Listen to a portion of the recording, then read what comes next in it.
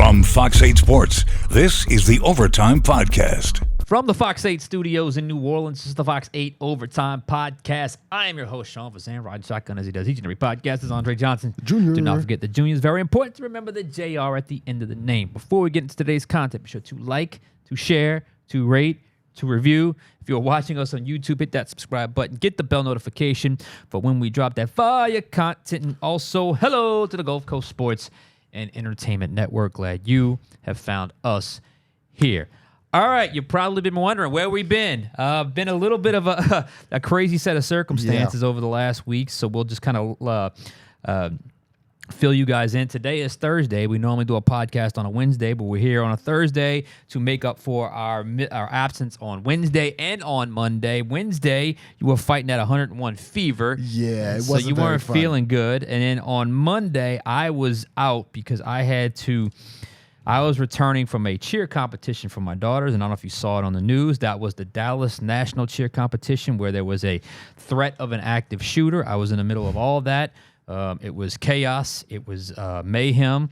I grabbed my 7-year-old daughter. Luckily, my wife found my 12-year-old daughter, and we were able to exit. I don't know. The reports are that there was no shooting. Some people say they did see a shooting. I have no idea. I just know it was chaos, and I'm glad we got out safe and sound. And to whoever either pulled the gun out or did not pull the gun out or just was a fight, hope you understand what you did to a lot of people, because we were obviously scared and very it was a tough day for a lot of people, and it ruined the competition. But nonetheless, we're all safe, we're all sound, and we're back. So that's why I was not in town on Monday. You were out on Wednesday. So Monday and Wednesday are two big podcast days. Oh, by the way, Mardi Gras was Tuesday. Oh, by the way, the Saints have started their cost-cutting moves, and the moves we all expected, because the new league year starts next week, and they've got a lot of things to do to get under that salary cap. But first off, how are you feeling today? I'm doing a lot better than I have been the last few days. You know, Mardi Gras was a whole lot. Me and you were out on the Zulu route, the Rex route. Yes, we were. It was so weird, like, It really with all was. of the new changes because of the wind and everything. Like, I have never seen parades move that fast. No, and it was quite a day. We got up early. The parades rolled early. We got here an hour early. Yeah. And then we get over to Rex on St. Charles by a little past Napoleon. No crowds out there. And then all of a sudden, right before the parade hit that area, like the crowd tripled, and then just as quickly, poof, it disappeared because the parade passed that fast. So if you were out there, you saw. If you were enjoying Mardi Gras, hope you had a great Mardi Gras. I was out of town this past weekend, but I came back in time for the, as I said, Mardi Gras day. And here we are back. What day is it? March 6th? So, yeah, we're well into March now, late Mardi Gras this year. And March, the start of March is the start of the new league year in the NFL. It's when a lot of moves begin, and the Saints have started. So, Andre, why don't we get filled in on what has exactly happened so far from the Saints to get from that $47 million over the salary cap to where they currently are? Well, there's been two big moves. The first one is the Saints getting rid of Jamal Williams, releasing him, the running back who didn't exactly live up to the expectations that the Saints had when they brought him in here. He's gone. That cleared about $3 million in cap room. And then the Saints also restructured center Eric McCoy. That cleared about $7 million in cap room. So that brings them all the way down to about $38-39 million over the cap. And they've got, 6 days to clear that and more so that they could be active in the free agency. Yeah. Well, actually, I'll correct you a little bit. It was actually 1.6 with Jamal Williams in cap space. So by the time you watch this pod, more moves could have possibly happened. It's just the way it goes with the warp speed of what happens around this time of year. Matter of fact, why don't we give it a quick check real quick just to make sure nothing isn't happening as we speak. So let's just give it a quick check. Have not seen anything yet in terms of moves that could be coming, but more moves are coming. I guarantee you that. As for the moves that have already begun, it started with Jamal Williams. As you said, they said goodbye. This is the one we were certainly expecting. Let's be honest. Williams was a bust. There's no doubt about it. Williams was a bust. He was a player I personally had high hopes for, but he's a bust. It is what it is. He looks slow on the football field. The feel for the goal line that he had his last year in Detroit, where he led the NFL in rushing touchdowns, it just didn't happen. I don't know if he wasn't using that area or if he just didn't have the speed for that area. If he just didn't quite have the same instinct that he once did. That's what happens at that running back position. They say age is a number, and it really is because Williams is just 3 months older than Alvin Kamara. Wow. He looked about 10 years older than Alvin Kamara on the football field. Frankly, his biggest moment in the Saints uniform, we all remember this. The season finale, 2023 season, the touchdown on the final play, victory formation, controversy. Dennis Allen apologizes. It ended up being the beginning of the end for him. Just an absolute mess. His tenure here was just not really held in that high regard. Cap savings, all that much. Not all that much, I should say. $1.6 million. But when he comes off, the 52nd person comes on, so it actually ended up being a net gain of less than $1 million. But football-wise, it had to be done. Then came the other expected move, the Eric McCoy restructure. It happened. We called it. This is a guy on the prime of his career. These are the guys you want to restructure. What I did not expect about this one was, according to Spotrac, the Saints actually added a voidable year. So they actually gained a little more space than I was estimating and I was anticipating. As you said, you were right on that figure at $7 million. So as of this pod, the Saints sit at about $39 million over the salary cap. Truth of the matter is, only 3 more moves, that's all they need to make, gets them under the salary cap or cap compliant. Derek Carr's contract will be the biggest. It could happen at any moment. As we said, the only question is by how much. How much are they restructuring to gain how much space? If they do the big restructure that's available, they can get as much as $30 million in cap space, which would take you from 39 to $9 million over. They can do the one that's kind of in the middle. We get them around 22, 23 million in cap space, which would take you from 39 to do the math. And then there's that small restructure they could do with that roster bonus flip, and it would gain them about 7.5 million in cap space. We'll see which one they do, but they reportedly have made the decision they're going to keep Derek Carr. And by keeping Derek Carr, you have to obviously restructure that contract to get cap compliant. Then you will have Cesar Ruiz most likely, and then most likely Carl Granderson. If they choose the small route, as I mentioned, those 3 routes I laid out with Derek Carr, there may be another name added to the restructure list like a Pete Werner type. The restructures were always the obvious ones. Like I said, once they reportedly made the decision on Derek Carr, you see how relatively simple that was. I mean, think about it. 5 moves, 6 moves can get you cap compliant. Yeah. If they had decided to move on from Derek Carr post-June 1st, pre-June 1st. Yeah, exactly. I estimated another 12 moves they would have had to make to get cap compliant. That's why, as much as y'all love him or hate him, I always felt like Derek Carr was coming back because the Saints really had no other option. The question I have, Andre, and this is really where we're going to go with the big picture, is you saw Jamal Williams getting cut. You could say that's salary cap, but to only gain $1.5 million, that was a football move, not just salary cap. But they're all kind of intertwined, right? I mean, if you're not matching what you're getting paid, you're going to be vulnerable to cap casualties. So my question is now, who else could potentially be on the list, the chopping block to become those cap casualties? And that's who we're looking at because, like you mentioned, Jamal Williams, that's a football move because when you look at and we can get into this later, the Saints have kind of flown under the radar in how badly they've managed their running back situation. That really over the has, last few years. Right. Like, because Alvin Kamara is so good, he covers up for a lot of deficiencies in that room. Mm-hmm. But really, since you had the 1-2 punch of AK and Mark Ingram, you try to bring in Jamal Williams to maybe duplicate what Mark Ingram once gave you, and he doesn't give you anything near that. You've got a choice in the 3rd round between Tajay Spears and Kendre Miller. You pick Kendre Miller. Kendre Miller has underperformed and not been available over the last 2 years that you've had him. And really, that's caused you to pay a lot of money to Alvin Kamara, who's about to turn 30, at the position where typically once you hit 30, you don't necessarily have that same kind of production. So Jamal Williams, a failed experiment, not able to give you the same, production that he did in Detroit. So now we look down the roster, Sean. Who are some of those other names that could get cut, whether it's a football move or a cap move? Yeah, well, I got a list of 6 names. They're not going to be 6 for 6. There could be more based off of new numbers coming in where projections could give them a little more savings. There could be less because they're still out there, the Cam Jordan, Taysom Hill, do they take pay cuts type scenario. So let's start right there.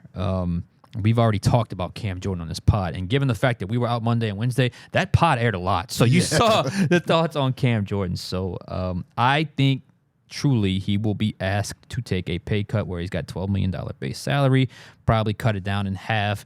If they are able to get the $6 million in cap space with him, maybe they don't have to make some other moves, but I don't think you come off of a 5-12 season and not have anyone get cut. You need some players to get cut. I mean, that's just the way it goes. Right. But if Cam Jordan does not take the pay cut, I think he will be a post-June 1st cut for this football team. Obviously, that would not help you in the present tense, but it wouldn't help you until June 1st. But I just think with the way the numbers shake out, if he's not going to take the pay cut, they're probably going to say goodbye. As for the present day cuts, top candidates would be, number one would be Cedric Wilson. Wide receiver, had high hopes for him last year. The problem is they ran so many 2 tight end sets. They ran so much with a fullback and Taysom.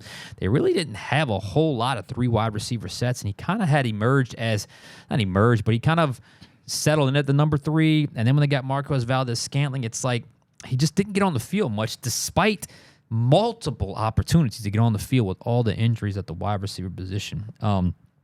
Cutting him would save you about $2.4 million again, but when that player goes off, the 52nd person comes on, so it's not exactly 2.4, but that's what it would give you when you take the cap money hit plus minus the dead money save or a dead money hit. That's the net gain. He has a history, though. I didn't realize this. He has a history with Kellen Moore. Time in Dallas. In Dallas, yeah. So they've overlapped. So he knows what he can do. He knows what he can't do. And if I'm not mistaken, his best year come with Kellen Moore? I think his best year with the Cowboys was with Kellen Moore. So that cannot be discounted. The other name, Colin Saunders, saving about $2.5 million. I don't know how they look at the defensive tackle position. I know the way Colin Saunders is built, he's probably built for more of a 3 technique type situation. He can shade the center and be I don't know what you call that, a 1 tech or whatever the case may be. But you would save $2.5 million. Nathan Shepard, the other defensive tackle, you could cut him and save $1.2. But here's the thing. I don't think they're going to gut both defensive tackles. It's too vulnerable a position. It's especially too important for a team of a that position. Can't stop the run. And I think it's very possible neither get touched, but I think if it would be one or the other, not both in that scenario, at least not right now. They can't get too thin at that spot. And if you really think about it, without Shepard or Saunders, who do you have? You have Brzee, who might have to shift to a 3-4 defensive end if they go that route. Christian Boyd. Who else? Ridgeway. Yeah, I mean. So I think that's pretty much it. So if you keep Cam, maybe you can move Cam into that spot. That could be that spot. I mean, there's a lot of different options there. So that could be another one. Another name, DeMarco Jackson. I mean, do you even notice him? He's had a lot of opportunities, to kind of emerge as that linebacker. Just never has. And we've seen a few years ago, Caden Ellis. Yeah. We saw him emerge as that linebacker. When Zach Bond, who just got a big money deal in Philadelphia, was here, you saw Zach Bond every now and then show up, like that game against Houston where he got an interception. But DeMarco Jackson, he's consistently been on the field, but he really hasn't been able to make an impact in the 2-3 years that he's gotten to play. He's had a little bit of run at special teams. I just feel like he's a very replaceable guy at $1.1 million in cap savings. Again, wouldn't be a whole lot of net gain there, but he just hasn't done much since he's been here. You just got to hope he doesn't go somewhere else and become an all-pro. I mean, look, and you saw how much Zach Bond got paid, huh? How about that? So those would be 4. The next 2 possibilities, I'm just going to go ahead and say on the record, I do not want the Saints to move on from these 2 players. Don't. I think they're valuable locker room glue guys, the type of guys every successful team needs.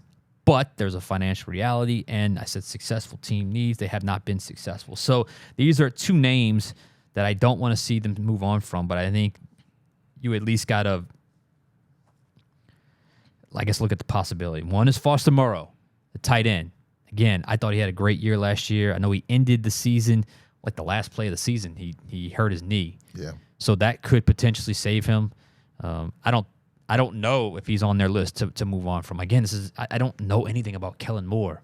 how he thinks or what he might want, because the unknown is in terms of the actual system he's going to run really is going to dictate a lot of these moves, which makes these kind of a little bit of an educated guess.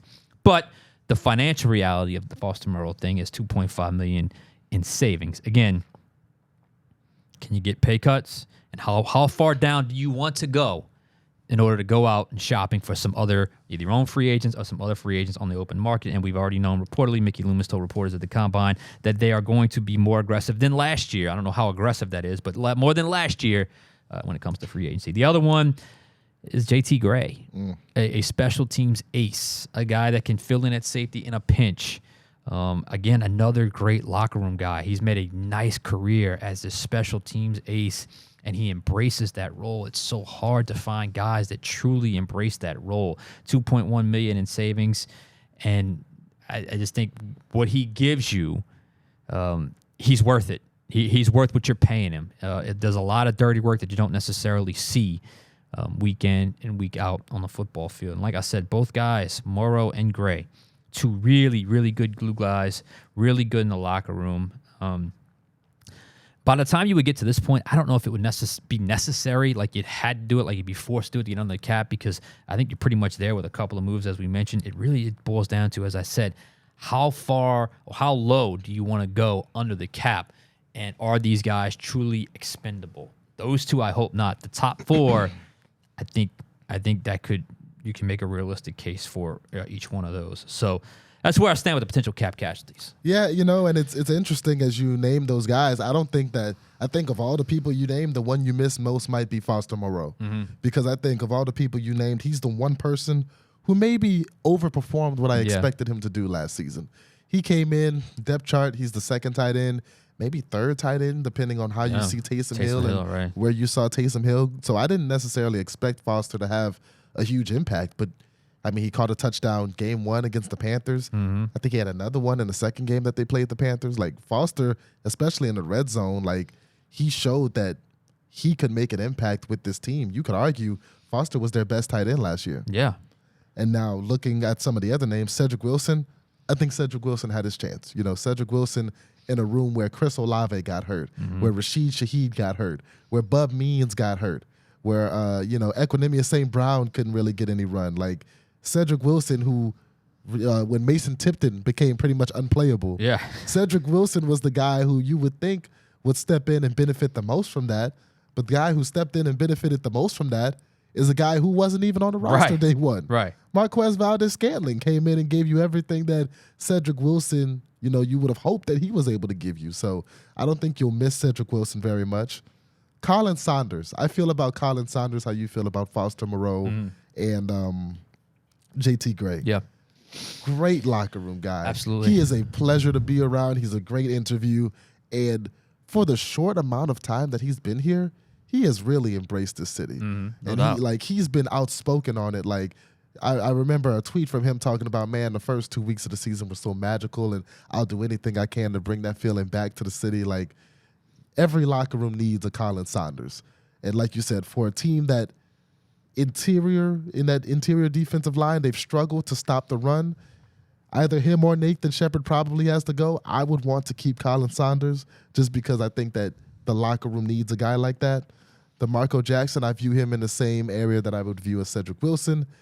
He's had opportunities to break out. He's had opportunities to show, like, hey, I need a place on this defense consistently, like Pete Werner once did, like Caden Ellis once did. And unfortunately, DeMarco Jackson hasn't been able to make that kind of impact. JT Gray, again, great guy to have around, special teams ace, and it's rare to find a JT Gray. JT Gray has been to Pro Bowls before. Like, all pros. Exactly, all pro. Like, that's how elite he is in his field. Ideally, I would like to clear this room without letting go of a JT Gray, but, I mean, at the end of the day, if you got to do that, you've got to do that. I mean, the biggest thing is to get underneath that number and to do it without hurting your football team that much. You said something about Cedric Wilson. I just kept waiting for it. I remember in training camp and in preseason, we're on this pod. I said, he's the guy. I mean, he's number 3. He's the guy. He's going to be the number 3 receiver. it just never panned out. He was a guy that embraced blocking. He was a guy that seemed to be a good fit for that run first play action offense, but he just never quite had any impact, or at least not the impact that we thought. Now, look, you get a fresh set of eyes. You get a guy that knows you in Kellen Moore. Maybe there's a different vision, and maybe you can use that size, that skill set in a different way. And, maybe he's a guy Kellen Moore sees as someone that could be integral to their offense at a very cost-effective rate. We don't know.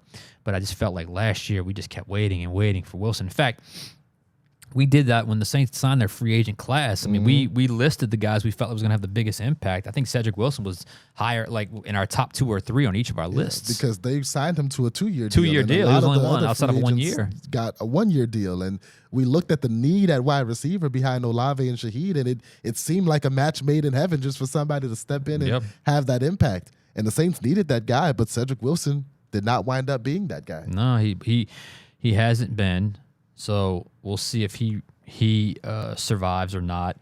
I'm with you with Saunders and Shepard. Like, if you're going to pick one, I would go with Saunders. But, again, if they're going to go true 3-4, is Shepard the most likely guy to be the true nose tackle in that new offense, or do they have to go out and find that player? Or can Saunders kick outside? I don't know.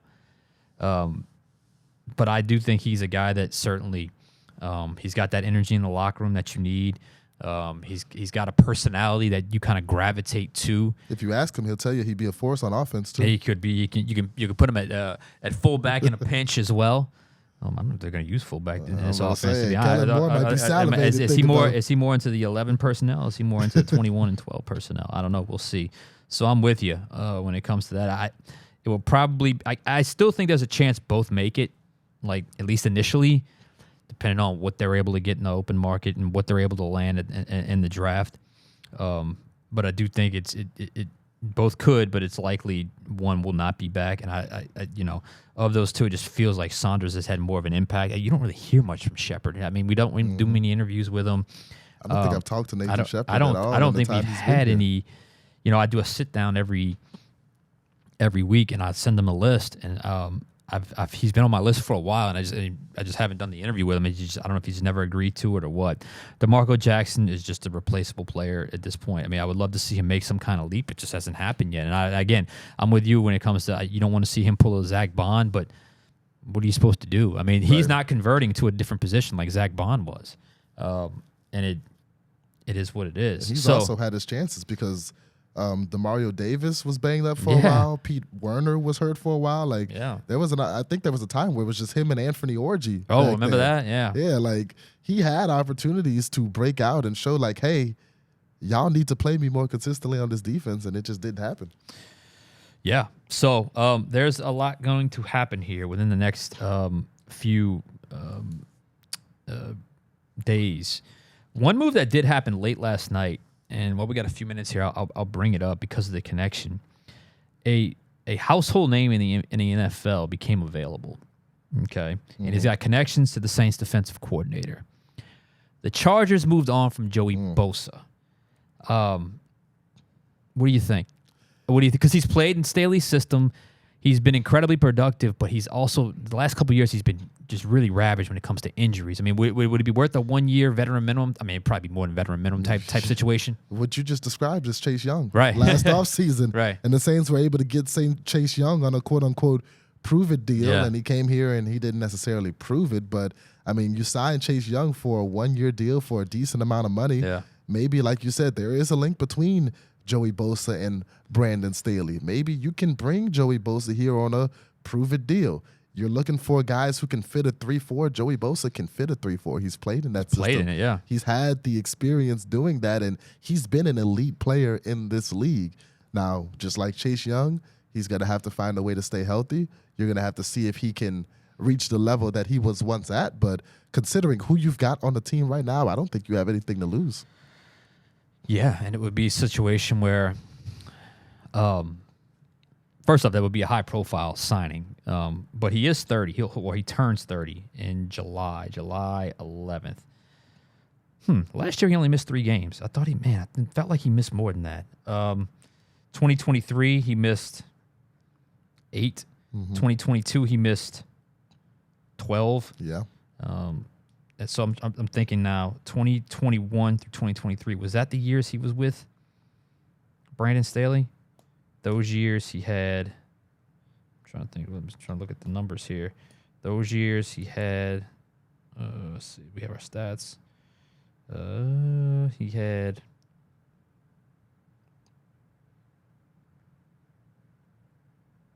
why can't I find it? Okay, here we go. 2021, he had 10.5 sacks. 2022, 2.5. 2023, he had 6.5. That's the years that overlap with him, right? Yeah. Okay. I'll take 10.5 sacks. But it really felt like 2022, after a really good run, 2019 through 2021, 2022, the injury started to pile up back-to-back seasons, and then 2024, he actually was more available, but he didn't have quite the same. He had 5 sacks. So I don't know. I mean, look, we can talk about that forever, but I think a cost-effective move with connection to the scheme at a position where you have swung and missed repeatedly, I don't think you could take that option off the table. So I'm not saying it's going to happen. I'm just saying it is something to watch going forward. He's also got a brother who is one of the best pass rushers in the NFL. There's already rumors about him joining his brother in San Francisco. We'll see. I just felt it was important to bring it up now that we're talking about free agency. Speaking of free agency, we're going to get into it over the next couple of weeks. A, who the Saints should prioritize, and B, what's out there. Because you start really scanning this market, there are some players that could certainly help the Saints at key positions. So stay tuned for that this week and obviously next week as well. So it should be a fun couple of weeks up ahead. Definitely. And a lot of names being brought up and people requesting trades. So, there are potential trades that could be made too. We'll be looking at it all. Yeah. And look, we said with the Derek Carr thing, I don't think it's going to happen, but I don't think a trade is completely off the table if they got the offer they could not refuse. So, but look, it's a fun time of year if you're into like the roster building and construction and salary cap stuff. So stay tuned for that. All right, for Andre Johnson Jr., I'm Sean Fazende. We'll catch you guys next time on Overtime.